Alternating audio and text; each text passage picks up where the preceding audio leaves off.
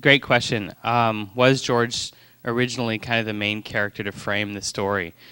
When I first started the documentary, I knew that I wanted to focus on the cast members. I didn't want to focus on defining the phenomenon or have a lot of experts. I just knew that I really wanted to understand these people, and I didn't know at that first moment, that first few weeks, I didn't know who that was going to be. I felt very strongly that it wasn't me. I didn't want to hang the camera on myself. I wanted it to come from somebody else, and I just didn't know who that was until our very first screening that we filmed in New York City, which was a few weeks after. And that's where I saw George. We were going to the theater, and there was this line wrapped around the block. We had no idea it was for Troll 2. This was the very first time Troll 2 was having this big public screening, and there's no way we couldn't imagine that all those people were there to see the worst movie ever made. And we pull up, and we get out of the car, and we start walking towards the theater, and all of a sudden George got recognized. And people went crazy, like, Farmer waits, and George, I looked at George, and his face just brightened. He had this huge smile, and I thought, that's the character. And I was really interested in kind of his contrast between this cult world and being this, this cult movie luminary, and this dentist, this ordinary dentist in small town Alabama. The most hardcore Troll 2 screening, we went, there were over 25 sold-out Troll 2 screenings. And it's interesting because every city that we went, Toronto sticks out because there were tons of fans and there were people dressed up and doing all sorts of things. But really, every city has done different things. It's interesting to see what fans have done when they come to Troll 2. I remember in Seattle, a guy dressed up as a tree and was standing in a pot, and his friend dragged him into the theater, and he watched the whole movie as this tree. But every city, Austin was, of course, huge. New York was big. It's been really interesting to see because every city that we've gone to, we haven't had one Troll 2 screening that has just been kind of like forgettable. Like they've all been, there's been something memorable about them.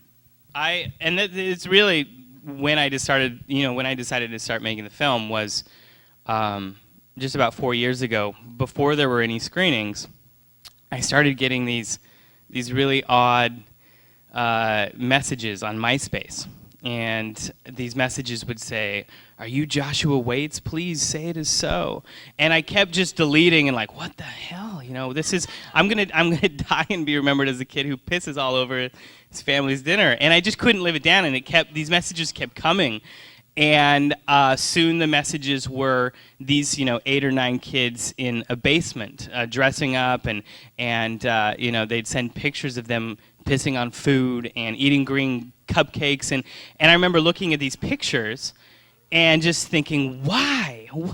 What is going on? And there were these kind of little parties all over the world, and none of them knew about each other.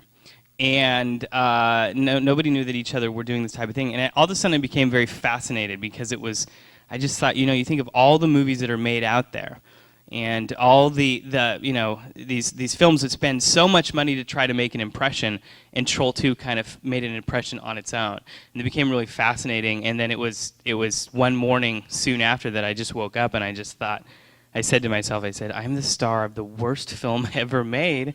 There's a great story here, and that's when it began. Are you suggesting there are problems with Troll 2? It all makes sense to me.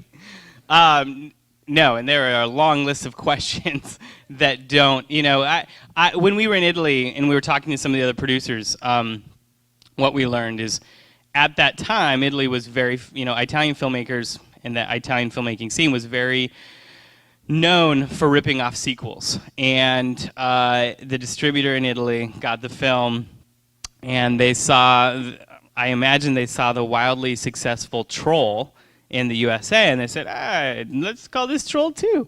And they immediately just created box art, and it became Troll 2. Believe it or not, he's still making movies. I don't know how he gets the funding.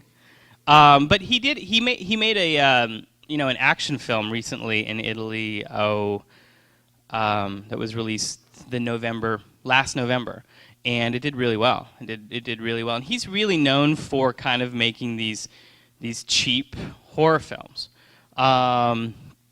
But nothing, and nothing has had quite the magic, I guess, of Troll 2.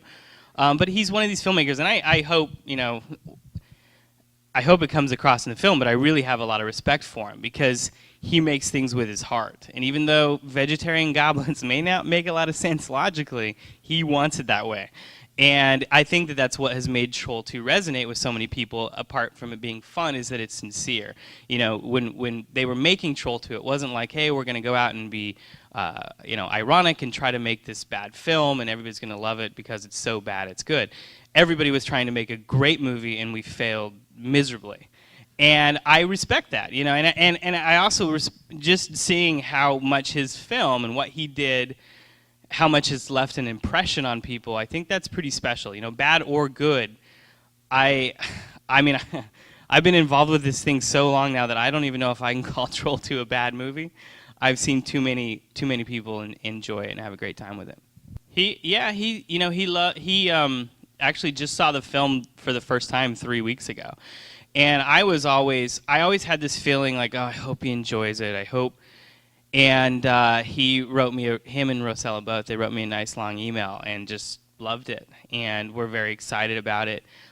He is so, he's the type of person that if he feels it, you could never tell him that he's wrong or what he did was wrong. It's just how he is. And to give you an idea, when he first came to LA and he saw the line, the first thing that he said to me, he said, Michael, we have to do a Troll 3. Look at this. So he's very, just like, I have to make a lot of movie. So he likes it. He likes the attention. Now, the long line of camera credit, basically what we filmed over the course of 3 years. We ended up with just over 400 hours of footage. And every city that I went to, I would find local hires, camera people. And when I wasn't talking with fans, I would also shoot. And for each city, I would just find local people. It was the most affordable way to get that footage that I needed and get the events covered. All the interviews and the Italy trip and the trip to the UK, that was me and one other camera girl, Katie Graham, that we shot all of that. Credit cards.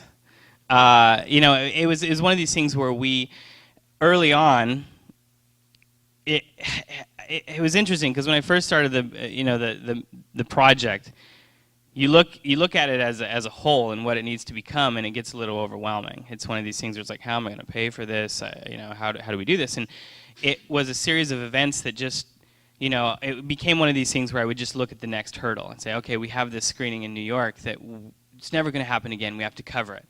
And I would scrape together the funds. I had family, friends, that helped, and then I have 9 credit cards that are still with me, but I can't use them anymore. So I kind of took it piece by piece, and then as the project evolved, and as I was able to put together like a teaser and more or less, show where I was headed, and at that time I was able to attract funding and support to finish it out.